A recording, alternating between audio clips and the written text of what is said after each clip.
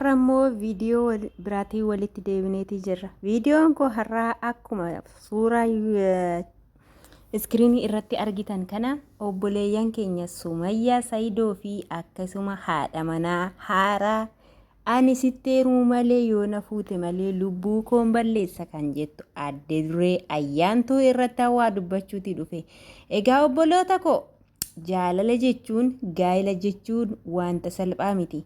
Yeroo ammaa kana gaa Ayyaantu yeroo lammataa Saayidoo sidhii nadhiisnan ammallee isa lubbuu koo hafe sanan lubbuu baasa jechaati jirti. Maaliif jennaan yeroo baay'ee ofii keenyaaf of kabaja ofirraa dhowwina jechuudha. Kabaja ofirraa kan mulqinu nuti shamarran jechuudha. Maaliif taanaan dhiirri tokko osoo isin jaallatin ati ni jaallatta ta'e taanaan kun bu'aa takka illee hin qabu. Nagaallee sin gaafachuu hin dagan. Nagaaf jaalalli Waaqayyoo haalaaf bakka jirtanitti isiniif haa ta'u. Jaalatamtoota fi kabajamtoota maatii maskii fiqir jira jirtu nagaa keessanii ሰላም ጤና ይስጥልኝ ውድና የተከበራችሁ የመስኪ ፍቅር ቤተሰቦች እንዴት ናችሁ? ሰላም ናችሁ? ዛሬ ደግሞ በአዲስ ቪዲዮ መጥተናል። ይሄ ያያችሁ ስክሪን ላይ ያየው ሱመያ ሳይዶና አዩ ናቸው። ስለዛ እኔም ሐሳቤን ልግለጽ ብዬ ነው የመጣሁት። ተከተሉን እና ከናፌ ጋር namoonni keenya shamarran jechuuf ofii isaatiif ofii isheetiif kabaja ofii kenniti jechuudha. Maaliif taanaan jaalalli anguma barbaade dhiira tokkorraa jaalalli namaa qabuuti. Garuu afaan baastee sin jaalladha jechuun jalqaba baay'ee gadaantummaadha. Har'a nama tokko yoo jaalattan har'a yeroo ho'aa kana si jaalladha jechuuti danda'a. Garuu jaalalli dirqii akkanaa miti. Ani yeroo baay'ee ordofee amma harkanatti jedheeti jira jechuudha viidiyoo isaanii. Maaliif jennaan miidiyaa kanarraa wanti guyyaa guyyaadhaan argaatii oolu wanta bushaa fi wanta fuula namaatti hin tolle wanta soba fakkaatee dhugaa fakkaatee soba hojjetaatii deemanidha jechuudha. Yeroo baay'ee yeroon deddeebi'ee argutti wantichi kun diraamadha moo maalidha jedheetuma hubadha. Hanga guyyaa har'aatti garuu hanga guyyaa xumuraatti nan eega wantichi kun diraamaa ta'eef diraamaa ta'uu dhiisuusaa jechuudha. Namni osoo diraamaa ta'uu baatee otoo piraankii ta'uu baatee kaameraa daqqananii wanta safuu duudhaa Oromoon eegganne sana ijoollee Oromoo ta'anii safuuf duudhaa isaanii wanta eeggatu kana miidiyaa irratti baasanii hin gabaasan jechuudha. Maaliif taanaan borullee gaa'ela biraa dhaabachuu wanta dandeessuuf ishiinillee si kutamee si dhabee jiraachuu hin danda'u jettu. Ana yeroo baay'ee wanti kun diraamaa natti fakkaata. Waaqayyo yoo dhuguma jaalala dhugaa taate jaalala dhugaa egaa akkas eenyuun jedhan. Garuuti immoo Sumayyaan kun baay'ee nama rarti jechuudha. Yeroo hundaa shamara qalbi qabeetti fi itti yaaddee wanta dubbattuu fi wanta jetturree baay'ee yeroo baay'ee wanta gamgamtee haasoftuudha jechuudha. Maaliif taanaan haala seera qabeessan amantaan keenya nu eeyyama hanga afuriyyuu fuudhuudhaaf ana yoo ta'e abbaa manaa koo Saayidoo sin fuusisa jedheeni hiriyaa kootiyyuu ni jaallattaa abbaan manaa koo si barbaada jedhee gaafadheetiin jira. Inni immoo yeroo sanaaf araba malee namoota biraa hin fuudhu wanta naan jedheef yeruma sana dubbannee dhaabne jettee gaafa ishiin haasoftu shamarreen tun haati manaa hangafaa qalbi qabeetti fi akkasuma daa'imman lama kan qabdu boru daa'ima koo shamarranirra waan ga'u hin beeku jettee waan sirriitti fageessitee yaadduuf kuni jaalala dhugaa jaalala abbaa manaati isheetiif qabdudha jechuudha.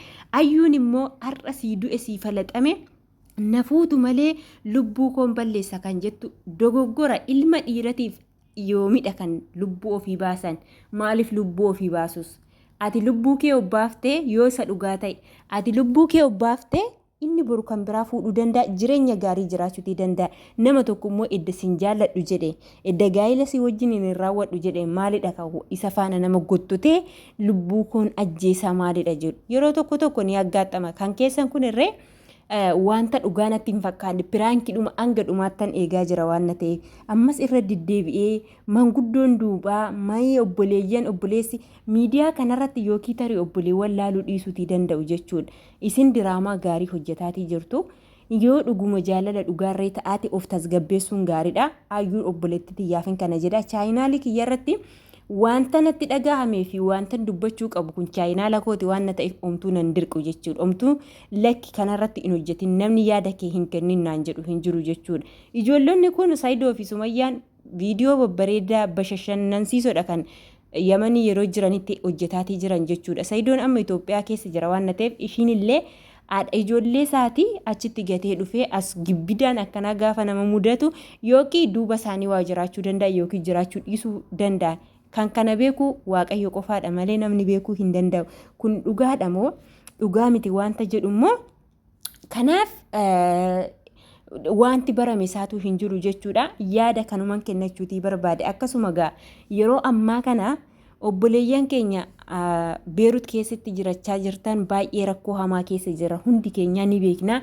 Keessattuu warroonni naannoo Dahee Saayidaa biyyoota garaagaraa caafirra jirtan akka rakkoo hin taane keessa jirtan hin beekna waan ta'eef Waaqayyoon rakkina kana keessaa nu baasee Waaqayyoon immoo miila nagaa fi harka nagaa akka biyya keenya akkuma maatiin keenya nu eebbisee kara biyya namaa nu saddade kana nutillee maatii keenya Waaqayyoon nu eegee eebbi maatii keenyaa nu eegee kara biyya keenya akka nagaadhaan gallu amantaa qabdaniin nu kadhadhaa isiniin jedha. Amantaan kamuu yoo ta'e uummanni as keessa jiru kiristaana, musliima, beenxee wantoota hundumtuyyuu jechuudha. Amaara, Tigree hin jedhu amantaadhaan osoo hin taane kutaadhaan osoo hin taane kutaalee garaagaraa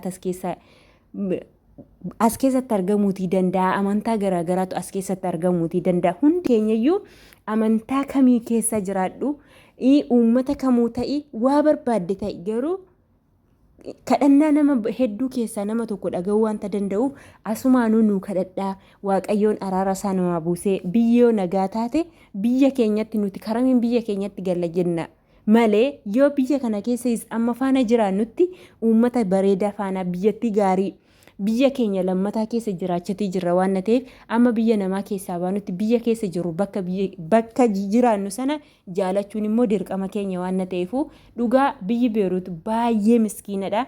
Qabeenya qabaachuu baattullee haalli qilleensa ishiitii haalli jireenya ishiitii namoonni ishii mortuu ta'an illee haalli qilleensa biyya Beerut baay'ee tokko kan namatti toluu fi baay'ee kan sammuu namaa bashannansiisu ture.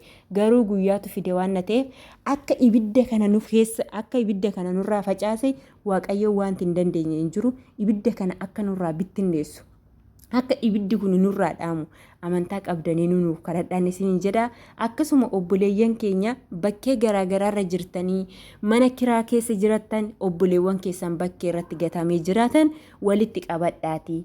Bakki nama nanqatu lafti nama nanqatu firaashii tokkorra nama baay'ee taatanii buluutii dandeessu. Warreen mana madaamitiin ala hojjechaatii jirtan jechuudha. Wal gargaaraa wal iyyaafadhaa eessa akka jirtan quba wal qabaadhaan isiniin jedha.